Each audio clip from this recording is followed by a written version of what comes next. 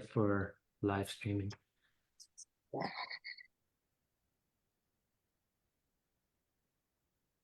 All right, and we are live, and I am here with not one, but two special guests. This is the first time in the history of the Tribe Builder podcast where I've had two guests at the same time. So I'm really honored and excited to have joining us Charles Osborne. He's the founder of Conscious Men's Work. He also just hosted Elevate and Evolve 2024. It was an incredible men's retreat in New Mexico and Colorado. We are also joined by Austin Deskewies. He's a mindset and fitness coach, and he was there with us on the retreat. And so here we are. I was thinking we could kind of reflect on that incredible experience we shared together. Let me just kind of rearrange my legs here, and then kind of just wherever the conversation goes. So thanks for being here, guys. How's it going? It's great. Thank you for having me. It's weird having the two of you as opposed to one, but we'll get into the flow. I guess how about let's start with Charles. I'd love to hear a little bit of the background of Elevate and Evolve. Like, how did the inspiration come about to curate that incredible transformative adventure we went on? And what was kind of some of the thinking that went into the planning and development of that retreat? Yeah, first of all, thanks for having me on. Really honored. Appreciate it.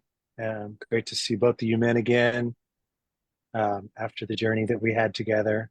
So, yeah, the inspiration for it was, I've been a part of several men retreats throughout the years. Um, and, they all have their own unique medicine within them. But combining this, the deep internal work, focusing on different themes, the community that gets built, along with this aspect of just the natural world, like as we go throughout the natural world, really appealed to me. Like, I love the outdoors, I love nature, I love the mountains, I love a good crystal clear stream, I love a cold plunge in a lake. And it seems that, as we go through these adventures and journey together, that the lessons that we're diving into become so much more real. There's so many things that can come up in that context. So it's just kind of like, and then also selfishly, like, I just love going with a solid group of men on adventures. Nice. And if I could do that and help serve them to elevate into their higher selves, that's a win-win. Beautiful. As you were describing like the cold plunge and this and that, I was just getting so many memories of some of those the moments we had when we jumped in that lake in, I forget the name of the lake, but it's in Colorado and up on the mountain. And yeah. Austin,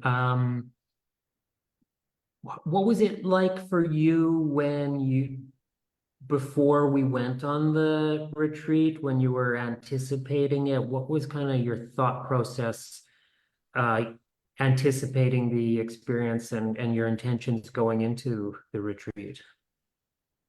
Uh, let's see. I mean, what was present in my being in general? Anytime before there's mountains, there's this spool up internally. It's my favorite place to be. I love any adventure that unfolds. I'm down for it. I'm in the saddle. I'm ready to go. But particularly, something happens for me in the mountains where I deplug from society and things go from chaos to natural order. And the in that process, I found that these adventures or being up there, it's like there's these certain genes, we're all creatures in our environment, and certain genes get activated based off of the environment we submit ourselves to. And so for me, I describe this feeling of, being in society and playing my roles and doing my duties and stuff. And I get in this monotonous energy, and it's like, okay, here we go, doing this again, doing this again, doing this again. And then it's almost like I feel this unleashing as I'm let go and able to explore mountains and able to explore these natural processes. So for me, it's like this internal stream of energy that just gets to be unleashed and unfolded. Uh, Mm. yeah, before I was just in that anticipation and angst of I cannot wait to be there. And Mm. during that trip, during each of the adventures and the days, the sand dunes and stuff, I just felt so many more parts of me just naturally being drawn out, coming online. And, my intention for coming into the trip is to gain clarity on, what direction do I want to take my life. I've done a lot of different modes of work. I've had a lot of different types of jobs, and I've been able to serve and help society in many different ways. And this trip was about, what do I want to do with all of this? Where's my aim? I've got this arrow, I've got the bow. Where am I going to aim this in the world? What's my next step? And so that's what I carried into the trip. And that's what I'm still integrating and distilling afterwards. Nice. Yeah, I'm still integrating it too. And thanks again for that beautiful arrow. That metaphor of the bow and arrow you just used, it reminded me of that wonderful gift you gave us at the end where you had the three arrows for each person. Well, one for each person, I mean, and those were from like an African tribe or something like that, right? And I don't Yes. have it because I wasn't able to bring it with me back to Mexico, but I'm sure it's just a matter of time before I'll be reunited with that. And I definitely saw you, like you were saying, like you just came alive on the mountain. I remember we were up so high and I felt normal until somebody started speaking to me, and then it was like very difficult to understand the concept. And then I realized like, whoa, I'm like high, it feels like I'm high on drugs or something. And we saw those marmots running around, and that's like their home. And you were kind of like that too. Like you're so much faster than us, so you would kind of get ahead and then patiently wait, and you'd just be standing. I'm assuming in your mind, kind of just standing there waiting, but you looked like you were like striking a pose, like so like statuesque, and I'd just be like snapping photos of you, kind of like looking out over the view. And yeah, I definitely saw the kind of you in your natural habitat.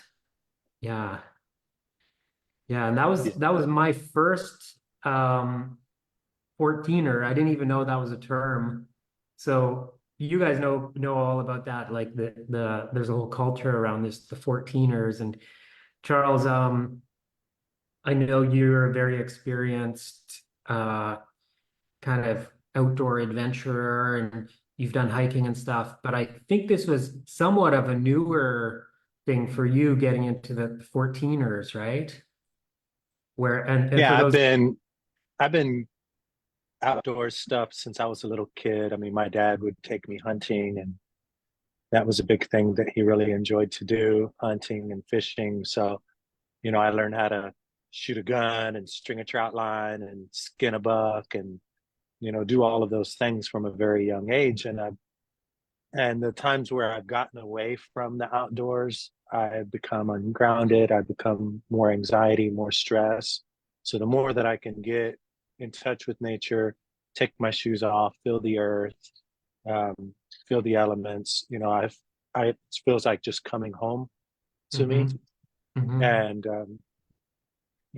and it feels cleaner, like there's so much toxins in the world around me in this city environment, exhaust fumes and all the different things that are there. So it's just getting up there, breathing that fresh tree, mountain air, forest air, and just it just feels so enlivening to me. Yeah, yeah. And your experience was abundantly clear with the way that you led us with constructing the camp and stuff, and it was like it was so comfortable having like the roof and the barbecue and everything, and like that's a whole I'm not really, I don't have that skill set. I've done a little bit of camping in the past, and I'm intrigued by it, but that was really cool to see like the proficiency with that.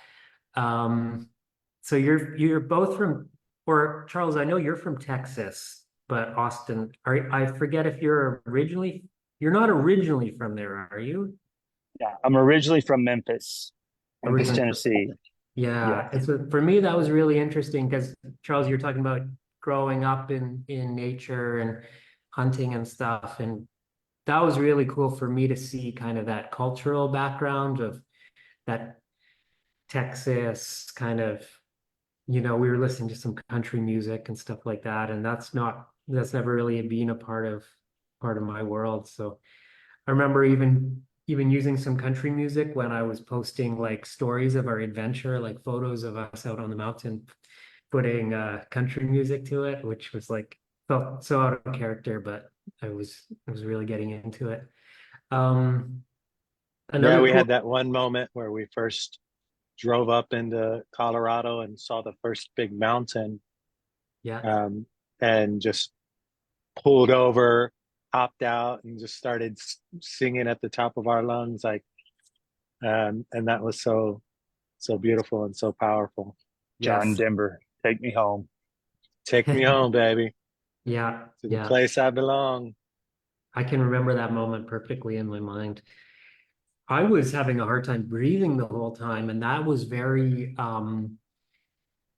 shed a lot of light on it because I always thought that my asthma was maybe being caused by allergens or pollution, but it was so pristine and so clean out there, like the most clean environment, and I was having such a hard time breathing. So now I'm thinking it's like the altitude. But anyway, I wanted to mention one of the really cool elements that you incorporated into the retreat was your acronym TRAILS.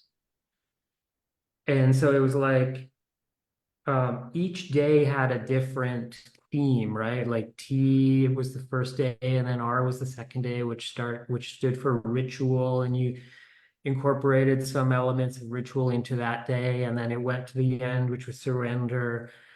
Can you share with us some more insight into that framework or that idea?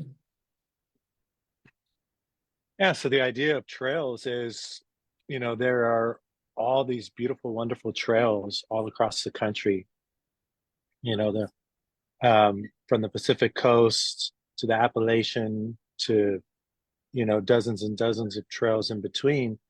But also, it's kind of something deeper than just a physical trail. It's the trails that we walk on in life, and we get to choose these trails. As a conscious man, we get to intentionally create the trails that we want to go down. We're creating our own trails, but there's a foundation for that creation process as a conscious man.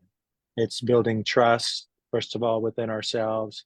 It's the rituals that we do every day, whether that's meditation, working out, how we eat.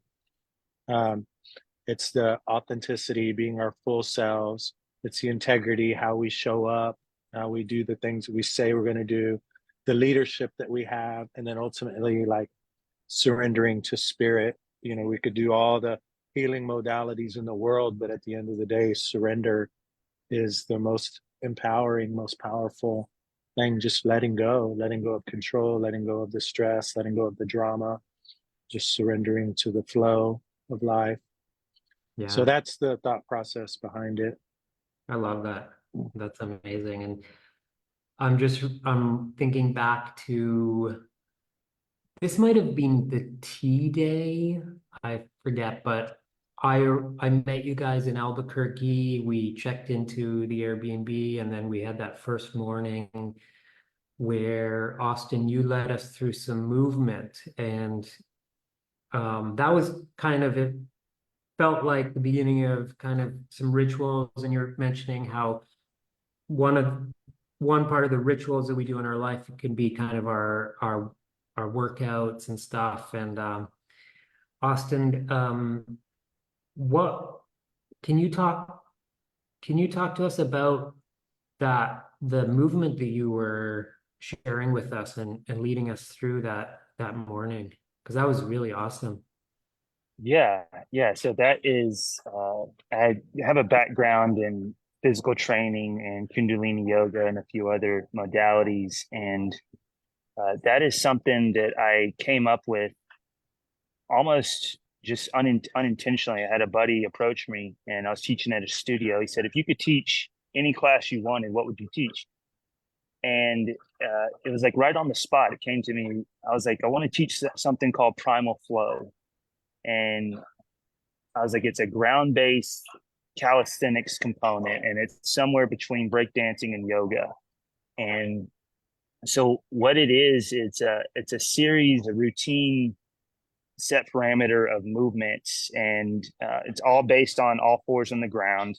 It's a very intense but flowing practice that engages not just the body in a certain way, but the core, and it teaches the body how to it's a way to teach the body how to stabilize itself. When if I'm on 4 points on the ground, what if I take away one of those points of contact and I go to 3 points? Okay, now let's go down to 2 points. Can I teach my body to stay stable when those points of contact are removed? And the answer is yes. And the more I taught this class and taught this flow, the more the body just assimilated what it needed to do. It's almost like tuning it back into its natural intelligence when we were more hunter and gathering, as a tribe, as a village, and as a species. So it's almost, to me, it's like activating dormant genes of proprioception and, agility. And so this practice combines all of that with mobility, so that there's a cardio component, there's mobility, and there's also intensity as the flow. So the first couple rounds I took y'all through, it was warm up, it was stretch out, it was get into the body, and then every round I pick up the speed to increase the intensity. And so it's a wild practice, and I love it, and I love teaching it, and I love seeing how people literally evolve by doing this certain practice. And it's just one of the things that I love sharing with people. Nice.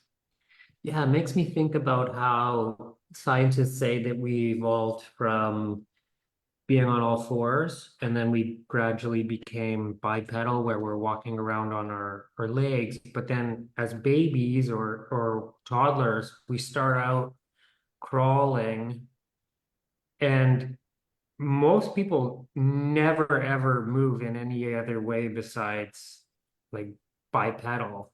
But there is actually all this ability to kind of be moving with their hands on the ground. And for me, it feels very uncomfortable because I never really do it, but it's kind of interesting. And like I'm a fan of like breakdancing and yoga and stuff. Like it's so cool, the possibilities for how the body can move. So that was really Well, and beyond that, just activating the movement is what happens in the mind.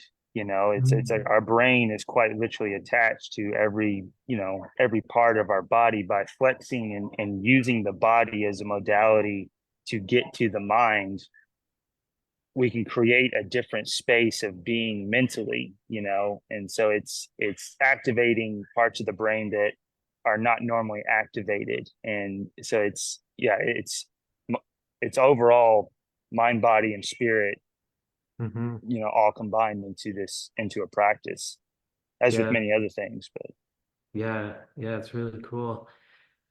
So yeah, after we did that first movement session, I know we did some more later in the retreat, but then we packed up and we drove out to that second location, the retreat center. which was one of my personal favorite places. I'd love to go back there and spend more time. How did you find that place, Charles? Like what caught your eye about it? And did you find that on Airbnb or it was like such an amazing place? Yeah, I really enjoy the planning process for trips like this. I spend Hmm. a lot of time really just thinking about how to curate an experience for people that feels really enjoyable Hmm. and brings a lot of meaning and depth to it. So, like each location, each place, I'm looking for the magic in it. And it just seemed like such great magic to be in this desert of New Mexico and yet on a river, Yeah, the being on the Rio Grande River like that. And there turned out to be this huge, beautiful willow tree and yeah, grass. And it was like this little oasis in the middle of the desert. And it just so happened that the land was very special, that it had been used for spiritual practices and other men's retreats the weekend before. And yeah. so it just really kind of fell into place. Just listening to this right now, I there's actually a lot I didn't even realize. For one, I didn't even realize that that was the Rio Grande River, which I I'm not even sure what that is exactly, but I know it's very iconic. It's been in a lot of fiction and movies and stuff like that. And I don't know New Mexico, but so it's pretty much desert. So that river is kind of rare, I guess, for to be in. Amazing. Yeah, and so we collaborated on a post in Instagram and I shared it on Facebook as well of people may recognize Austin as being in that video with the words I trust myself, et cetera, et cetera. That piece of content was filmed at that river, which was just an incredible place. And then you had a special guest, Little Bear, join us at that moment, which we'll be sharing some footage from that very soon. I didn't have internet for a couple days, kind of like yesterday, so I'm a little behind on well, not behind, but it sent me back a bit. I'm really looking forward to putting together something with that footage of Little Bear joining us. Do you guys want to talk about what that was about? So Little Bear that's the name of a Native American that came and spent the evening with us, which is really cool. What uh what are your guys' memories of that? Go ahead, brother. Yeah, I can talk. It was, I would say, is very well, meeting his whole energy and his whole just way of approaching and speaking. It's like immediately, I'm drawn to his stories and he starts talking and it's I'm locked in. It's like whatever this guy's sharing, it's just something that's really beautiful and sacred and I want to give my full attention to. Uh, but I think just how he took the time to create something for us, learn about, why are you here? What are you looking for?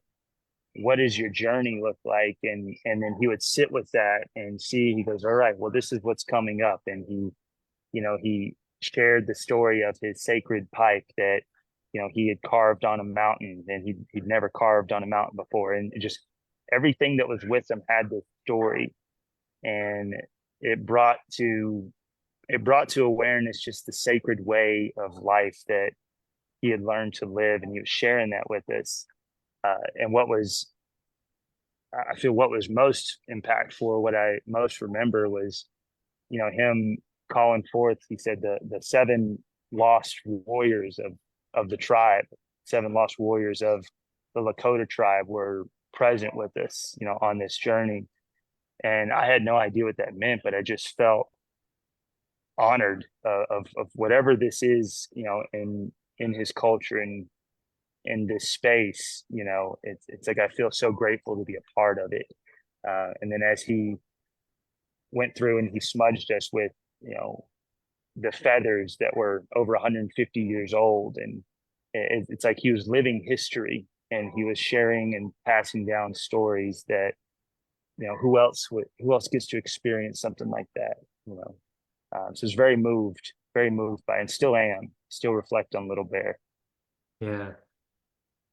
Yeah, Little Bear was incredible. Charles, what are your memories of that night?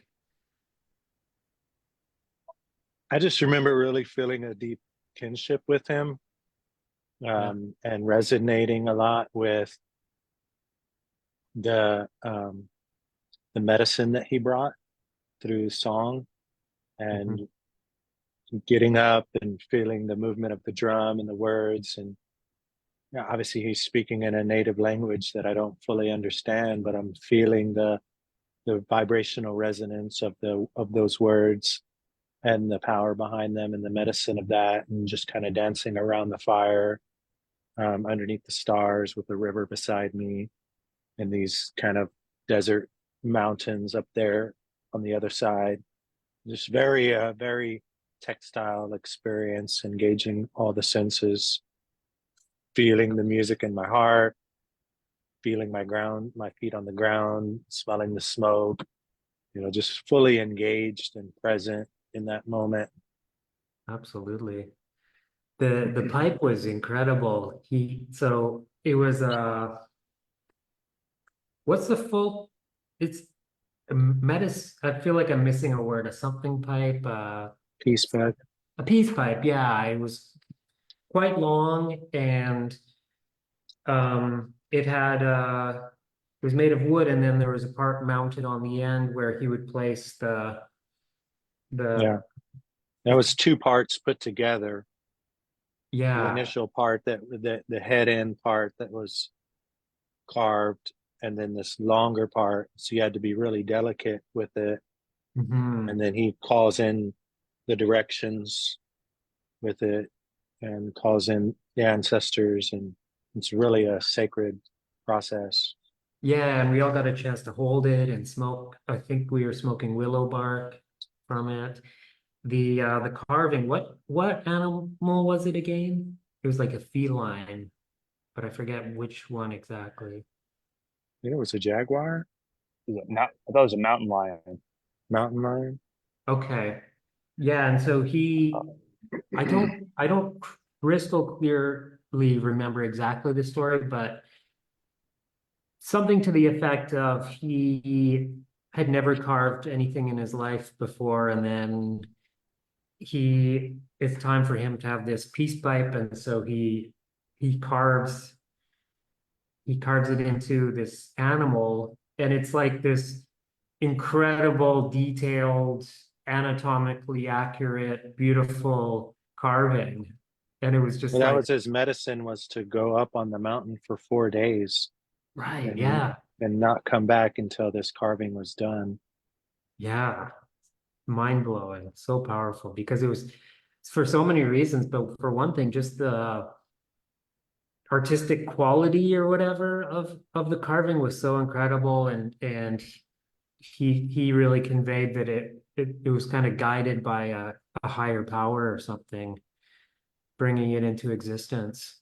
So, and then he played he had a drum and he was singing, and I remember at one point he goes, normally he's drawing the spirits into around the circle, and then he says normally at the end of the night I'll kind of tell all of them to take off, but for you guys I'm gonna get them to stick around and hang out. Not that this place needs it. This place is already pretty teeming full of spirits. But I thought that was pretty cool. Yeah. And then from there, I think the next day, we got up and we continued driving to the sand dunes, right? Which me being a participant, I was lucky to just be able to go with the flow, and I didn't even know what I was getting myself into. I just knew that I needed to be there. I I knew that I wanted to be part of this thing that you were creating, Charles. And so we're driving to these sand dunes, and I could tell they're big, like from a distance, but the closer we got to them, they're like enormous. And they're just like in the middle of kind of this mountainous region. And at some point we crossed over the border of Colorado, and then it's kind of like mountains, but then there's these crazy sand dunes there, right? Like who knows what they're doing there? I remember we saw those two kids from Denver when we were hiking around on the dunes, and they're like, yeah, it's sand blowing from Utah over millions of years because the mountains are shaped like a bowl. Who knows?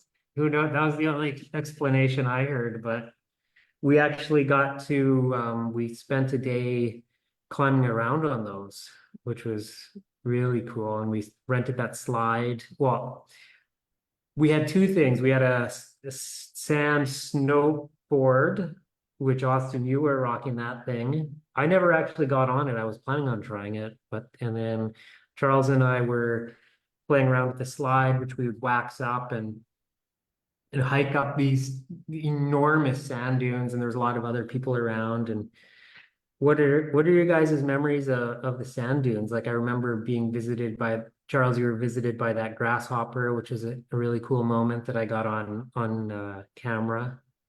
But I'd love to hear your guys' memories of the sand dune chapter of the adventure. Austin, do you want to go Yeah, first? sand dunes were pretty epic.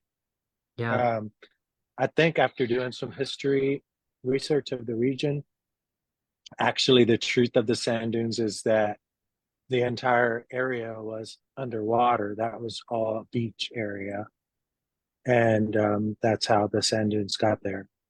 Is because of Okay. that was actually all of that was underwater. There were huge glaciers attached to the sides of mountains. I mean, the whole area has gone through like a tremendous evolution over the past millions of years. Um, Yeah. it's just so beautiful and different energy, you know, than the forest regions. You're very exposed. Um, So yeah, I was just sitting there on the very top of this dune, and all of a sudden, this singular grasshopper, there's no life around anywhere, comes and hops and like lands right on my hand. And he's just sitting there wiping the moisture off of his eyes and doing his little grasshopper thing. And it's Yeah. just a very special little moment for me. Yeah. It was such a cool moment. You're sitting there and you've got your hand out in front of you, and then this grasshopper's on it, and you're just kind of looking at each other for a while. And I'm really looking forward to incorporating that footage into some future content that we're going to be publishing. Um, Austin, what are your memories of the sand dunes? I just remember getting out there and really feeling the heat of the sand in my feet, just embracing that and walking barefoot. And yeah, it was like this, it was like entering into another world. I mean, we had the mountains there in the distance behind us, but as soon as we got up on the dunes, it was like this mystical desert experience of being in this energy. Um, and trudging along and, challenging myself, challenging my body of like, all right, how fast can I climb up this moving terrain as it falls beneath my feet, and using that to kind of activate a lot of places that I needed to activate on the trip, and a lot of I'd say a lot of, yeah, just excitement and adventure. It's the first time I've ever been sandboarding, and learning that and how to negotiate gravity with a sandboard, and humbly accepting the wipeouts and in that learning process, and yeah, really feeling a sense of empowerment and a sense of newness as that last ride I had, I sat down and I looked at this huge drop and had the nerves come up. Can I do this? I don't know. And then everyone's pulled out their cameras like, oh, this guy's going to do it. I'm like, well, I can't turn back now. Don't wipe out. Mhm. Yeah, but I felt a new, that was a great moment for me on the trip in grounding out into the elements of adventure. It's like plant the feet, set forward, get after it, and let loose, let go, and ride it. And the fun thing was when I was learning about the sandboard, someone gave me advice, and they said, it's not that you necessarily direct it like a snowboard. It doesn't work like that. It's that it kind of takes you wherever it wants to take you. You just generally are along for the ride. And that was a good lesson for me because the first few I was really trying to control and like, okay, I'm gonna go this way, I'm gonna go this way.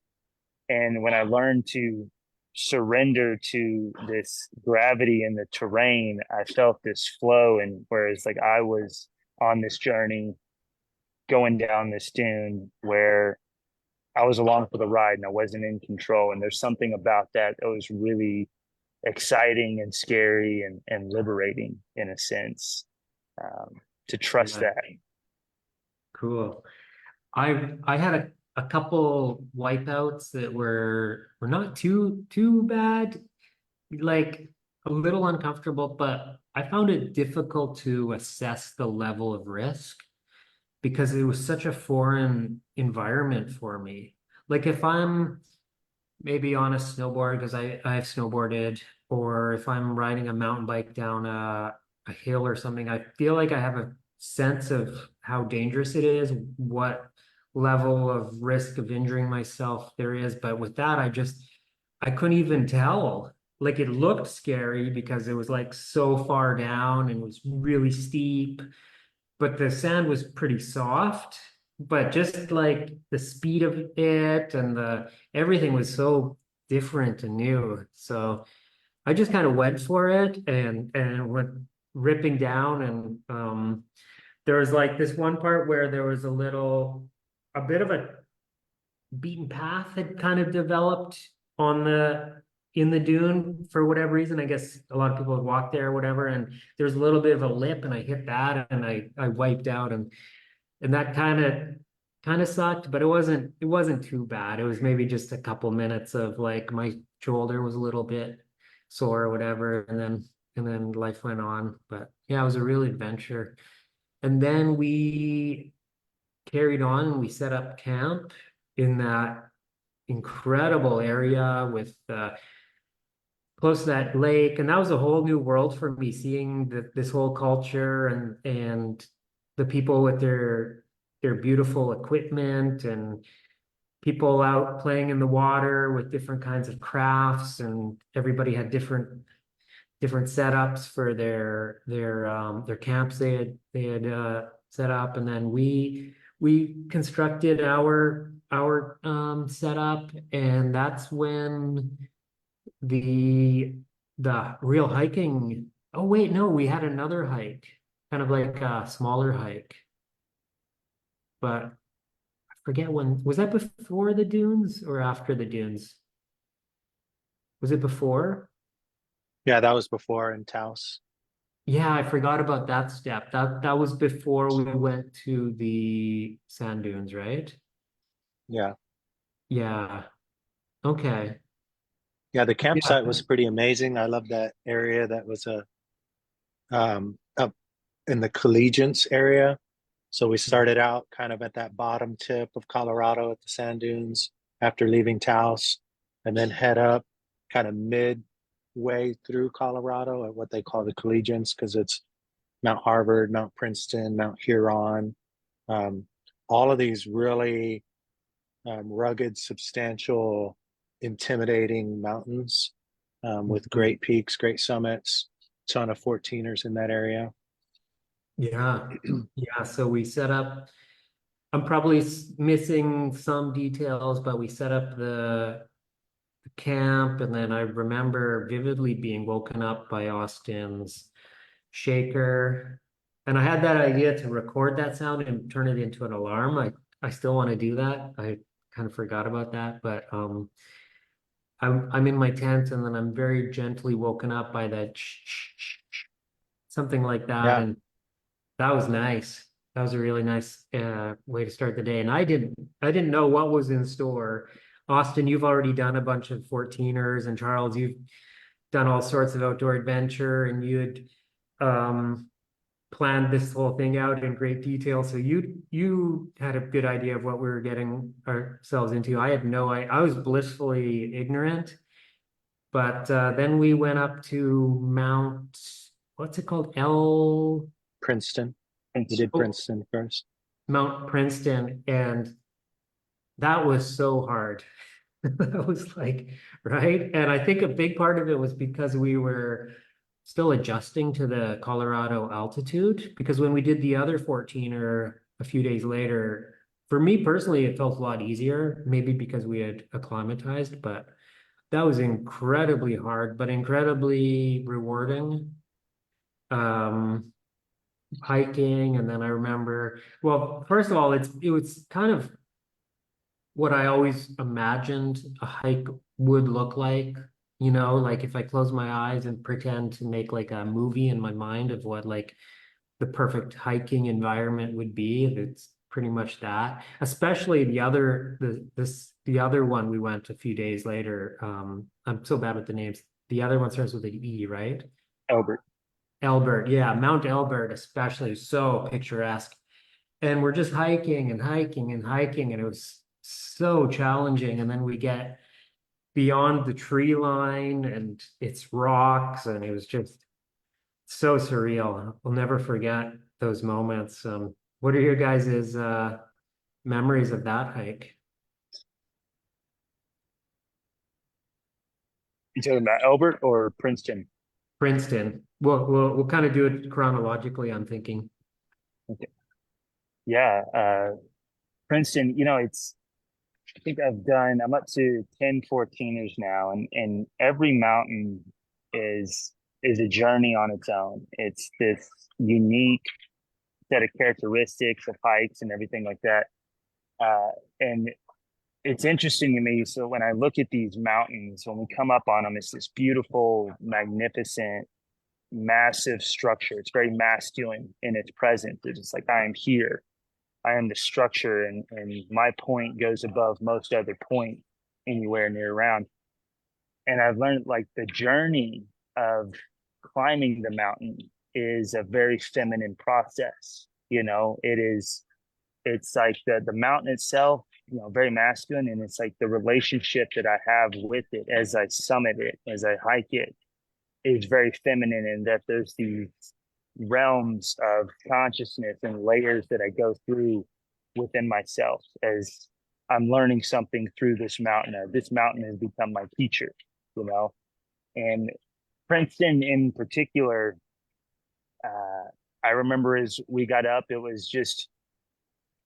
reminded me of like, a Johnny Cash song, just like walking the line. Just very much these long walks at the beginning, long roads, and then when we finally got up to the peak trailhead, it became very Hobbit like, as we're going up these, sharp switchbacks and stuff.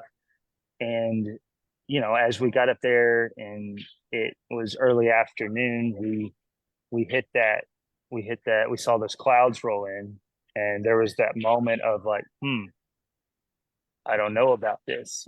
There's these, I see some rain, I see some stuff. Can we make it? The point's right there. Probably got another, 1,000 yards to go. We're going to push for it.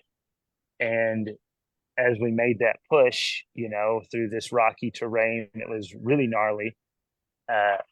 Then the thunder came, then the lightning came, and then there was that emergency switch of like, well, we got to get down now as soon as possible at all costs. So it's interesting the modes uh, of being that are activated based off of which mountain you're on. But that one in particular, we hit that emergency mode. It's like, okay, time to get down, and everyone there on the mountain with us was on the same page, and it's like we are here to help each other get each other through this as fast as possible. And yeah, on the way down, I went into a zone. I turned into a different creature where I was no longer human. I was this being that was navigating this gnarly environment with shoes that were not fit for that mountain. My boots were too old to be there, and it was a grind. It was definitely a one of those grit human moments of push through the pain, get to safety, and go from there. So, yeah, it was an incredible experience. Sure was, yeah. How about you, Charles? What are your memories of that one? Yeah, like when me and Austin were doing the planning initially, we had thought about 4 14ers trying to summit four. Yeah. Up that first one in Taos, Wheeler, they had ceremony and they had that one closed down. So we just, barely tasted that a little bit. Um, Princeton, we got 600 feet from summit, and then the lightning storm hit, and that was really disappointing to me because I really wanted to take that summit. But then it was also a lesson in being like well resourced, like Austin saying, like having the right shoes, getting there earlier in the morning at the right time, having a solid game plan for it. So it was a lesson about, being well resourced, about managing my expectations, and also about just surrendering to what the mountain is going to give you. Because there's not always times that I'm going to be able to take what I want by force. Sometimes I'm just going to have to surrender to what is and allow that to be. So that's what that was like for me. Amazing.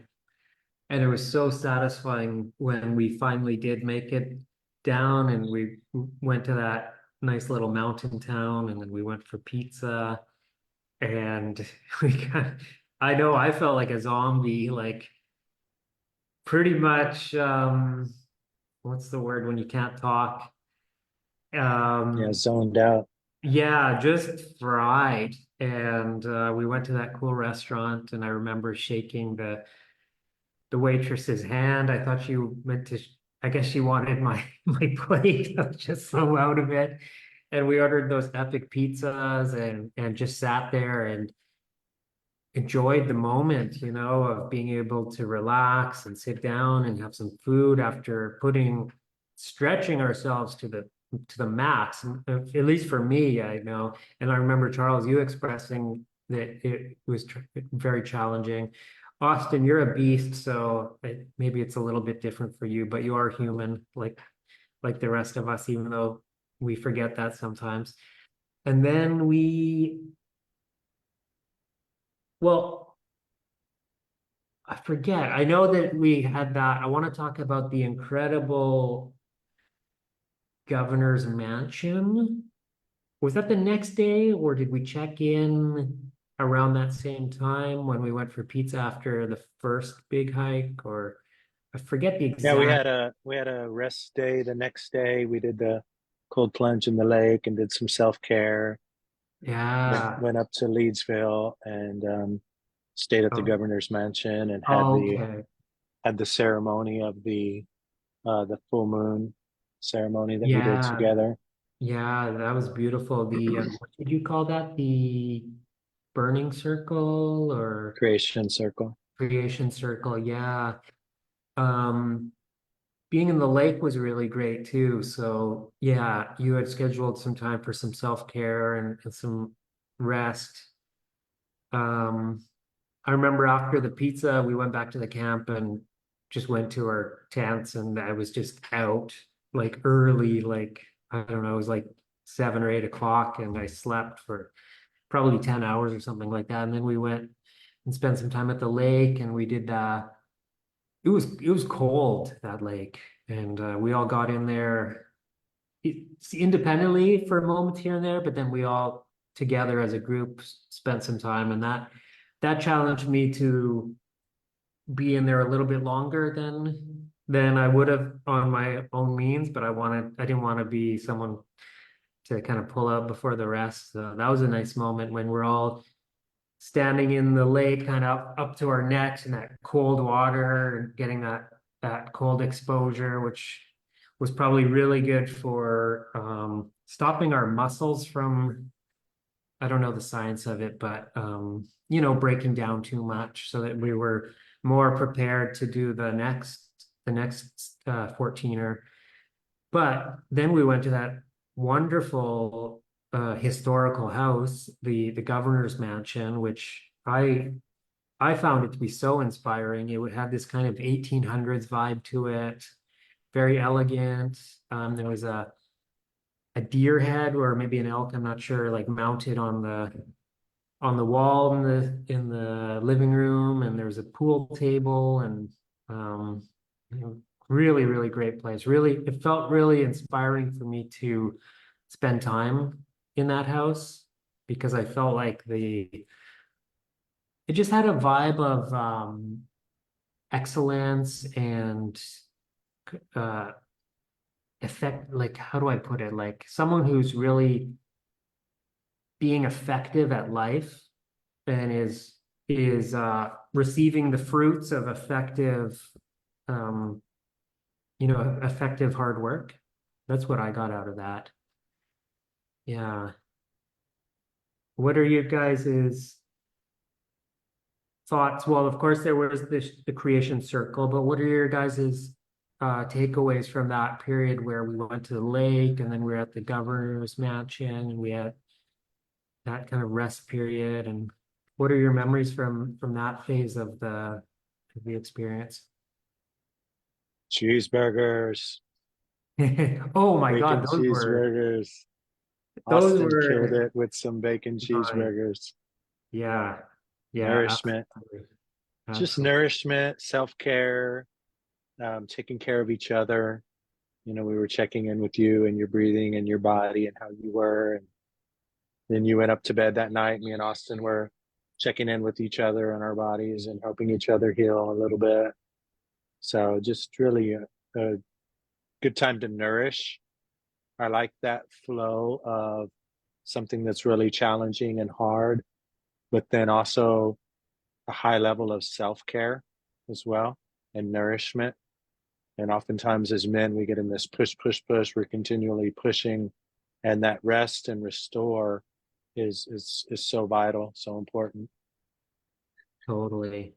How about you, Austin? Yeah, the day at Cottonwood Lake was just this. Those are some of my favorite times on these adventures. The in between, like I love being out in the mountain and the peak and that shared experience, and then the in between times is the rest and recovery, but also time for downloads and revelations and things to come forth that you know it's almost like that time to integrate the experience of the previous day. I love the cold and cold exposure and cold therapy, and especially in an alpine lake, helps with so many things. It helps the nervous system regulate itself. It helps with inflammation. It releases. It's basically like this full-on nervous system, baseline reset to the body and the mind, and it helps regulate dopamine. It helps regulate norepinephrine and our adrenaline and cortisol and stuff. So as often as I can when I'm in the mountains, it's the rule is if the sun's out, you jump in, no matter how cold.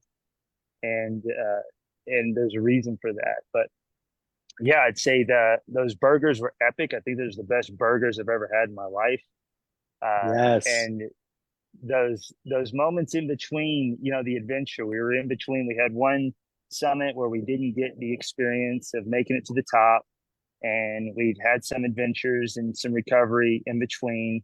We got some new shoes, we got some new gear. We were prepping up for the next one, and those two are also some of my favorite moments because it's hobbits sharing the space together and getting to eat and have fun and let loose and check in with each other and stuff. There's a lot of beautiful, beautiful moments where spirit is very just present and laden upon us. And so yeah, those are, as I look back, those memories are so colored, yeah, with enrichment and stuff. Mhm. Yeah. Yeah, and I could feel within that space too, at least for myself, like determination for the next summit. I was like, I got to get this. I got to Mhm. summit this 14er. Like I wanted it, desire. Mhm. And Mhm. I was like, okay, I need to nurse my legs. I need to get in this sauna. I need to eat this big meal. I need to make sure I get some new shoes because my shoes were shit too. Um, so it was like all the things I needed to do to resource myself, to gear back up, go back out there and attack this thing and make sure that I got what I wanted out of it. Yeah. I remember, honestly, I was really scared that we were going to be doing another 14er. I remember when you guys were buying the new shoes at the camping supply store, I found a Medi Center. I'm not American, and they wanted $400 for me to talk to a doctor to get a prescription for an asthma inhaler because I was having a really hard time. And that was a big lesson for me to be resourced. Which is a word that I've uh, adopted or learned from you, Charles.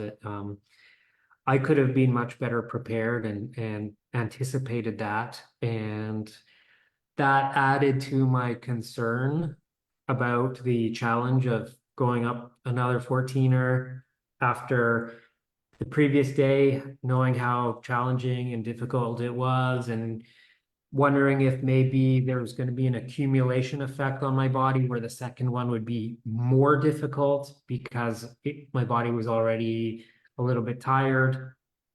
But it actually turned out to be still incredibly challenging. But in terms of like the wear and tear on my body, I feel like the second one was actually less challenging. But something crazy happened to my mind. I remember when we were hiking, what's the name of the one? Albert, Elbert. I just feel like I stopped existing. Like I felt like I had no personality, no thoughts. It was surreal. Just single focused on the totally in the moment. And I feel like that was really the crescendo of the experience, that kind of everything else had been kind of building up to that. And then we did make it to the summit of that one, which was an incredible moment. And near the beginning of this conversation, Austin, you were talking about that process you go through when you're in the mountain of kind of coming alive and being energized. And I remember it came out of you when we got to that summit, like what's the word? Is it haka? Is that the word? It's a haka, yes.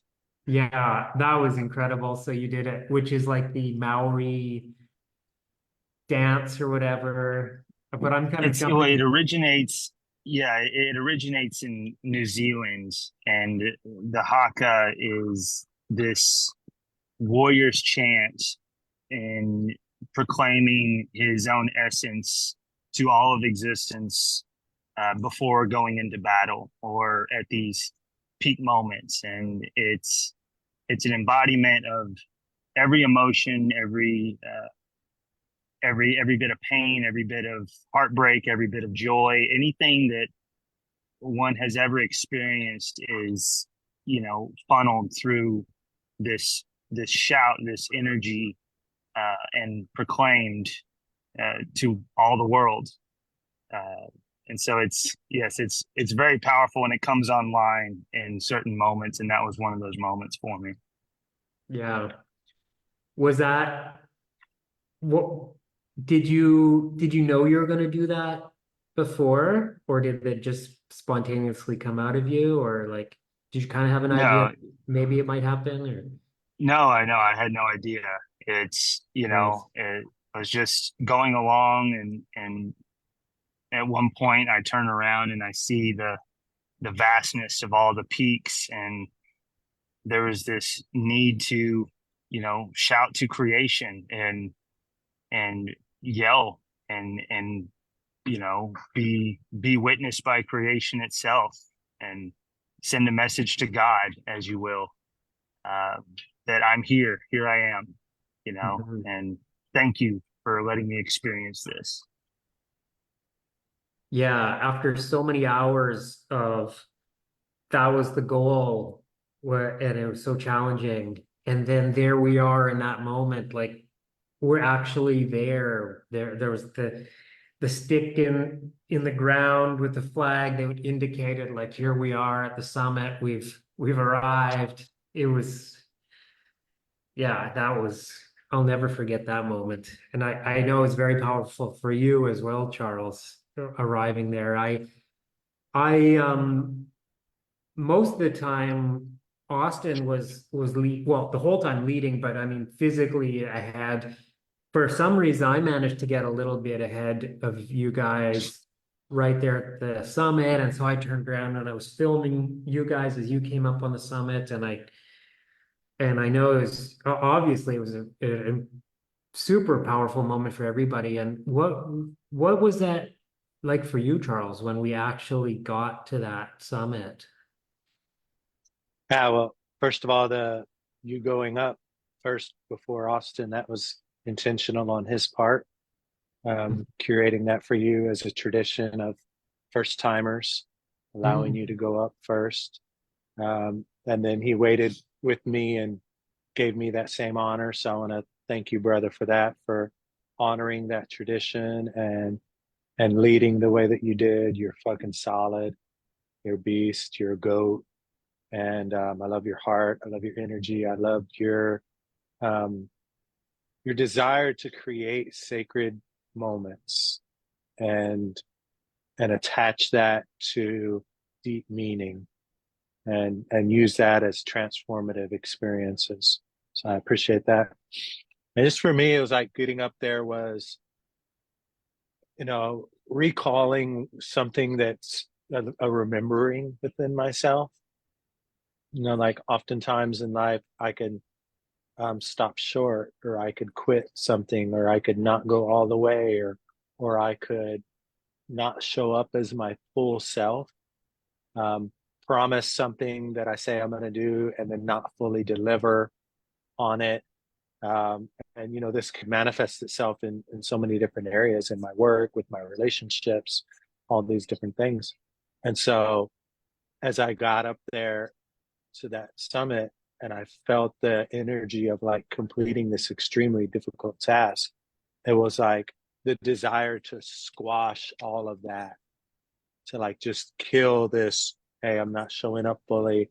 I'm not giving it my all. I'm not doing hard things that I know that need to be done. Like I'm avoiding them. I'm doing other things instead of that hard thing that I know that I need to do.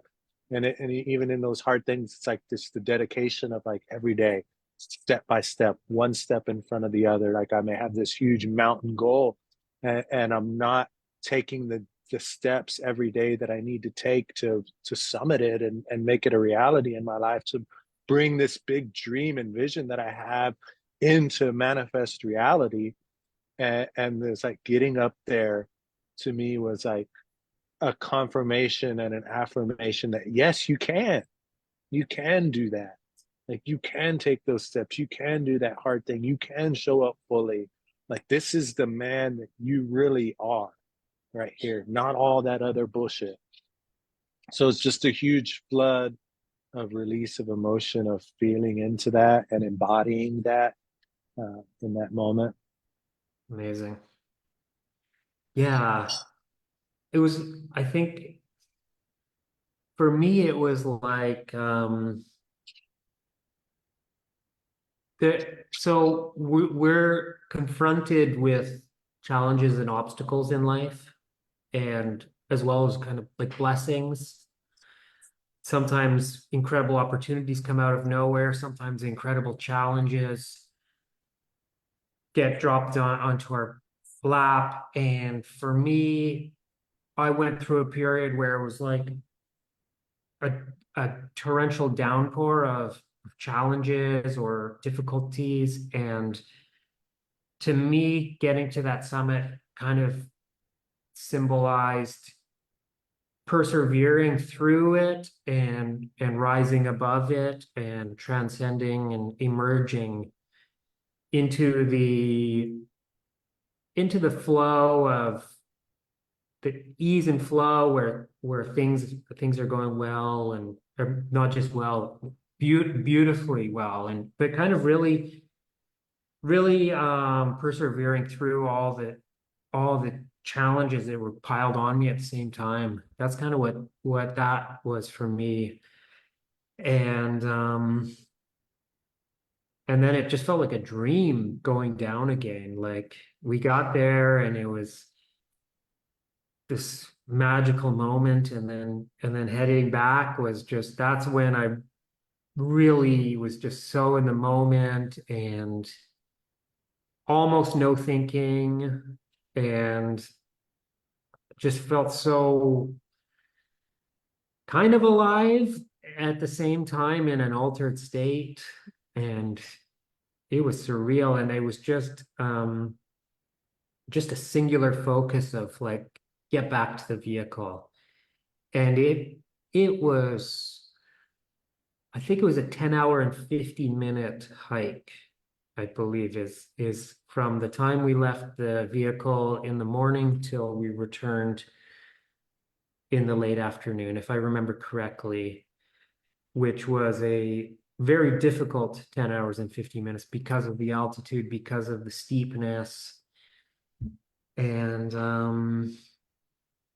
yeah, and then gosh, I don't even know what to say after that. It was a relief, getting back, knowing that it was over, knowing that I didn't have to hike any longer. But my mind was just filled with all these beautiful images, and I was going crazy with my camera the whole time, even though it was like I was in this kind of survival mode of like really conserving energy and just putting one foot in front of the other. At the same time, I was like snapping photos like crazy and taking videos, and I'm so happy about how those turned out, and really excited to be sharing those in the coming weeks on social media. And then from there, I think I don't even remember what happened from there. Oh yeah, we were at that. Well, I know we ended up at that house in Denver. That was the following day, right? Oh, I remember we went to that house where there's a hot tub, and yeah, and I went and got a caramel macchiato. That was one thing. It was after the first time, the first 14er going down, I was like drooling over all the goodies that were possible to get when we got back to civilization, like pizza and beer and all this awesome stuff. And then going down after the second time, it was like I was kind of without want. I was just like, it didn't even matter to me, like the idea that I could have like dessert and stuff like that. I was Yeah, just, yeah, I was like, yeah. Coming down from Albert, I was experiencing a ton of pain in my feet and legs. And, mhm, uh, pro tip to anybody who wants to go hiking or go up a 14, or like, make sure you cut your toenails, mhm, because that could definitely, and then having the poles on the way down to brace against that drop mhm, definitely helps as well. But I mhm, was, for a long time, maybe like 3 hours, had to create a new relationship with pain and mhm, welcome pain, which mhm, is, obviously something that we try to avoid quite often. We try to avoid pain at all costs. How can I make myself the most comfortable seat, turn the AC down to 68? Like, what can I do to not experience pain? And so to be in that container for 2, 3 hours where it's like every step is painful, mhm. Yeah. um, had to, within my mind, like renegotiate my relationship with pain, Wow. through that process. So that was definitely just some good medicine within itself. Wow. Yeah. Trials and tribulations. Um, what, how's life been for you guys since getting home from the experience? For me personally, I've to be honest, I felt a little bit of a down, a little bit of depression. Um, a little bit of like not being dialed in with my health and my diet, and just kind of like, yeah, I think after such a heightened trip, I just kind of felt a little bit bummed out, to be honest. That was me personally, but I feel so enriched, and I feel more powerful, and I feel more capable after that experience as well. And it's now I feel like it's a time of incredible change. And how about you guys? How's life been since then, and where are you guys at now? Austin, do you want to go first? Yeah, sure. I'll go first. Anytime I leave those mountains, I have this, there's just my soul's there's just tears coming out. Like I miss them. I love being out there. I was even conspiring with Charles on the way back. I'm like, hey, if you just if you just drop me off at this one, I was like, I think I can do it in around 6 hours. And it was like it was a let go, and I definitely had still have withdrawals every time I think about them. And it's that part of me that I get to touch and be with up there in the mountains that I think that I miss so much. And what I learned, or what I'm integrating, is that that guy still exists within me, and anything that I allow otherwise to dictate that is just an illusion. And so since I've been back, it's just been getting past those little illusions. And yeah, sure, being with the sadness, but it's like, who is the embodied, who is that person, that new energy, that new self that I met up there on this most recent trip in the mountains? And what was his leadership like? What was his resolve like? Okay, now using those trails and using these mountains as metaphors, what are my mountains right now in my life? Like, what mountains am I on right now? What am I summiting? And how far do I have left to go to be at the summit on them? And so it's been a process of integrating, those metaphors to look at the areas and the aspects of my life uh, that need that hike, that I just need to keep on hiking up, and so yeah, they're always with me, and I am already, my subconscious is just conspiring to figure out the next time I can go back and do another one. Um, but it's all one and the same. It's not, that self isn't limited to just that location. It's here. It's just using that charge up and those revelations to, bring that medicine back into my life. And, you know, let's look at my arrow, and let's work on contracting that bow, and let's get clarity on my aim. So that's what I've really been sitting with and figuring out and stuff. Nice. How about you, Charles? I really enjoyed the ability to lead, and was super grateful for both of you men being on that journey with me. Actually got pretty sick when I got back, so I've just had a lot of downtime to rest and recover and look into my health. I had a bunch of blood work done before the trip, and finally got with this amazing functional integrative medicine holistic doctor, and looked in and actually found that I had some like genetic mutations on a certain gene Wow. that handles methylation. What's It's like a MFHTER methylation gene, which regulates like folic acid, which is like the body's ability to detox. And so I'm going through this whole process right now of like restructuring my health.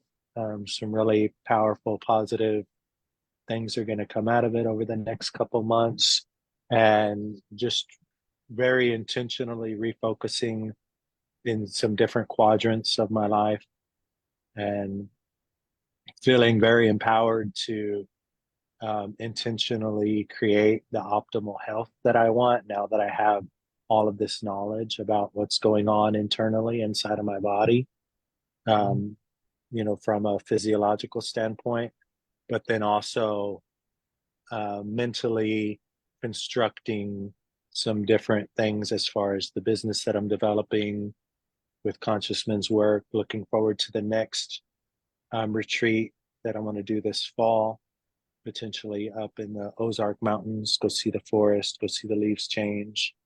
Wanting to take a trip to Paladoro Canyon and hike in the canyons, and just looking at this beautiful world, all the endless opportunities and possibilities, and also leaning into like some simplicity too, of really how simple it could be when you create a clear intention, you get a group of men together, you get them out in nature, and you just let the medicine unfold by itself. Mm-hmm. And how beautiful and powerful and transformative that can be. Beautiful. Yeah. That sounds, I'd like to visit that health practitioner or whatever. That sounds really advanced stuff that you're doing. And it's going to be cool to see you really level up your health, although you already seem very healthy, but that sounds really cool what you're doing. Yeah, I think it's almost non-negotiable as I'm wanting to move into this space of working with men. Mhm. It's to have them go through that process. Oh, Because I nice. mean, you could do all the like breath work, mindset, all of these different things that you can think of in the world, but underlying a lot of that is a baseline physiological science as well. Mhm. And if you're not getting the right protein, if there's a breakdown in your immune system, if there's critical aspects that are being compromised, all the breath work and this and that in the world isn't going to resolve that. And you get that boost, you get those right type of supplements, you get the right type of treatment that you need, and then those other practices can come into play and really accelerate the Mhm. process and take you to that next level as well. Yeah, that's cool. It's amazing what's possible nowadays. Okay, guys, I'd like to kind of move into the final segment. I guess I just want to open the floor to each of you to share any last thoughts and maybe whatever you're inspired to share. I'm definitely going to be tagging both of you on the recording, so it'll show up on your timeline on Facebook, and my audience will be able to click your name on the description of the video, so they'll be able to contact you through there. But yeah, just whatever you guys want to share in regards to maybe reaching out to you or oh weird. Something just happened on my screen. Oh, it's all good. Yeah, any events or offers you guys have coming up, just whatever you'd like to share. So, Austin, how about you go first? Hmm. Any shares? Well, one, whoever's reading or whoever's watching or viewing this, I highly encourage to explore the adventures of nature and explore yourself through that. I feel that in modern society, it's so easy to get caught up in computer culture and all of these mental parameters that we have, exhausted through our awareness. And it's so easy to forget how amazing a breath can be out in nature when all of that energy has been taken away and our feet are touching a mountain and our lungs are expanded and our mind is clear and it's free of all the things that we place so much importance on. And so it definitely an encouragement to be in touch with that and find a way to daily, weekly, monthly, and yearly plug into those modalities and find a tribe to go adventure with.